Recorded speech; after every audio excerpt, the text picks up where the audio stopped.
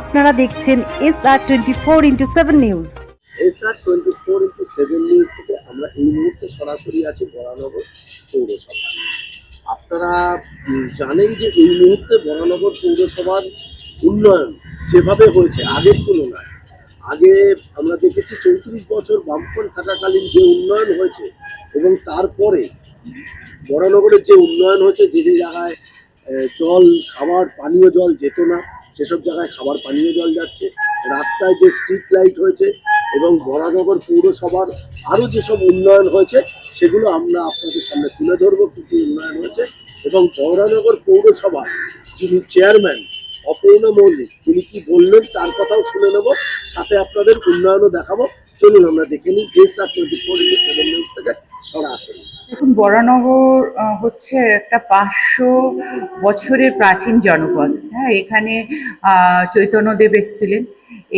এই বরানগর স্বামী বিবেকানন্দ, ঠাকুর রামকৃষ্ণ, মা শারদার পদধূলি ধন্য।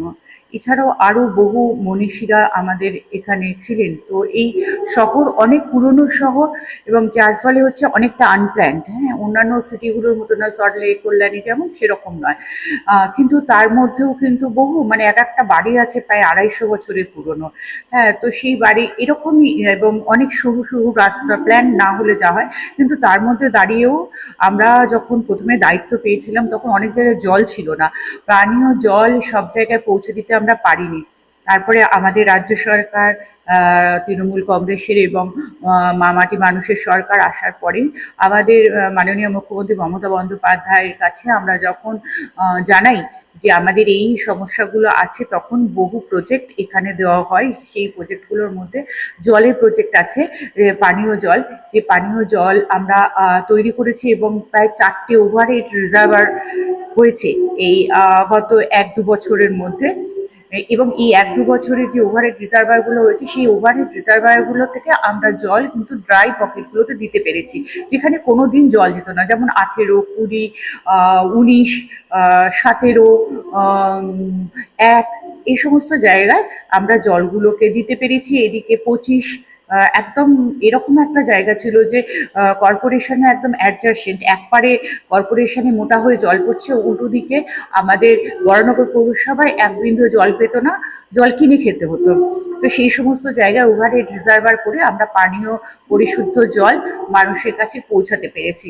এছাড়া রাস্তাঘাট তো প্রচুর ভাঙা ছিল, তো সেই রাস্তাঘাটগুলো আমরা আস্তে আস্তে কংক্রিট রোড তৈরি করেছি, যেগুলো আমরা আরএসপির মাধ্যমে আমাদের ইউডিএমএ ডিপার্টমেন্টে জমা করার পরে আমাদের এই কাজগুলো আমরা রাস্তাঘাটের উন্নয়ন হয়েছে। সব রাস্তা হয়ে গেছে এমনটা নয়, কিন্তু বেশিরভাগ রাস্তা আমরা কংক্রিটে কনভার্ট করার চেষ্টা করেছি।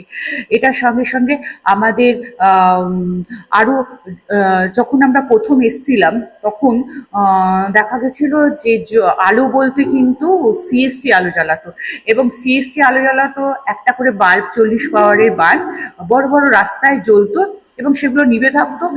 স্থানীয় বাসিন্দারা তারা নিজেদের পয়সা দিয়ে বাল্বগুলোকে চালাতো। বরানগর পৌরসভায় আমাদের তৃণমূল কংগ্রেসের বোধ হওয়ার পরে এবং মাননীয় মুখ্যমন্ত্রী মমতা বন্দ্যোপাধ্যায় আসার পরে আমরা আলোতে ব্যাপকভাবে আমরা পরিবর্তন করার চেষ্টা করেছি। সমস্ত রাস্তাগুলোতে আলো জ্বালানোর চেষ্টা করা হয়েছে এবং সবকটা এলইডি লাইটে আমরা কনভার্ট করেছি। এতে যেটা হয়েছে যে আলোর পরিমাণ যেমন বেড়েছে, তেমনি ইলেকট্রিক কনজাম্পশন অনেকটা কমানোর দিকে আমরা হাঁটছি। এবং তার সঙ্গে হাই মাস্ট লাইট আমরা দিয়েছি, যে মেন জাংশনগুলো, জল, লাইট, রাস্তা, এবং তারপরে হচ্ছে যে বিভিন্ন জায়গায় পার্ক তৈরি করা হয়েছে, সেই পার্কেও আমরা করেছি।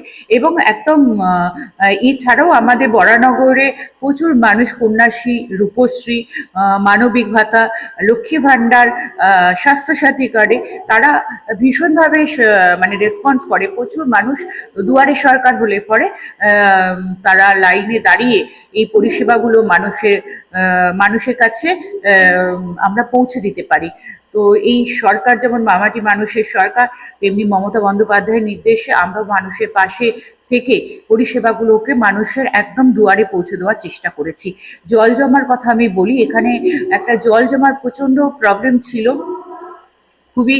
এবং যখনই আমরা মিটিং করতাম বা বিরোধী দল যখন মিটিং করেছে, সে বিজেপি হতে পারে বা সিপিএম হতে পারে, যারা 34 বছর ধরে ক্ষমতায় থাকার পরে রাজ্যে এবং 40 বছর ধরে পৌরসভায় থাকার পরেও কিন্তু যারা জল জমার সমস্যার সমাধান করতে পারেনি, তারাই কিন্তু কোনো ইলেকশন আসলে পরেই এইটা নিয়ে বলতে থাকে যে জল জমছে জল, কারণ রাস্তাঘাট আলো সমস্ত কিছু হয়ে গেছে, জল জমাটা কিন্তু সব থেকে মানে কি বলবো যে এখন সব থেকে সুখের কথা হচ্ছে যে যে ওয়ার্ডগুলো আমাদের ত্রাণ বিলি করতে হতো, ট্রাক্টরের ওপরে চড়ে আমরা ত্রাণ বিলি করতে যেতাম, সেই সমস্ত ওয়ার্ডগুলোতে এক ফোঁটাও জল জমছে না।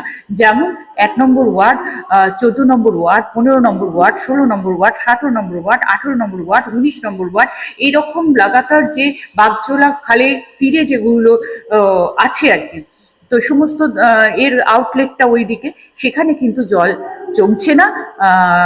আমরা এটা মানে বরানগরের মানুষ নিশ্চয়ই খুব ভালোভাবেই নিচ্ছে এটা তো মানে ডানলপটা এমন একটা জাংশন, যে একটা গেটওয়ে, তো ওখানে প্রচুর লোক আসে, প্রচুর গাড়ি ওখান দিয়ে পাস হয়, তো যার ফলে হচ্ছে রাস্তা মানে পারাপার করতে খুবই অসুবিধা হয়। তো সেই জায়গায় দাঁড়িয়ে আমাদের এমএলএ ম্যাডাম বোধহয় তার মেডেন যে স্পিচটা সেটাতে বলেছেন যে আমাদের এখানে একটা ফুটব্রিজ করার দরকার আছে, এবং সেই ফুটব্রিজ করার জন্য কেন্দ্রীয় থেকে এসে ইতিমধ্যে ইন্সপেকশন করেছেন এবং সেটা হয়তো হতে চলেছে।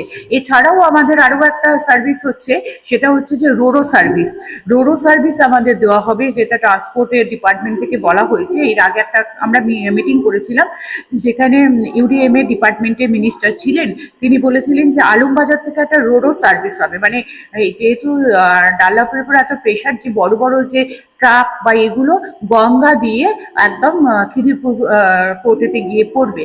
তো এইরকম একটা প্রপোজাল কিন্তু গভর্নমেন্টের পক্ষ থেকে নিয়েছি, যেটা আমরা মিটিংয়ে গিয়ে শুনে এসেছিলাম।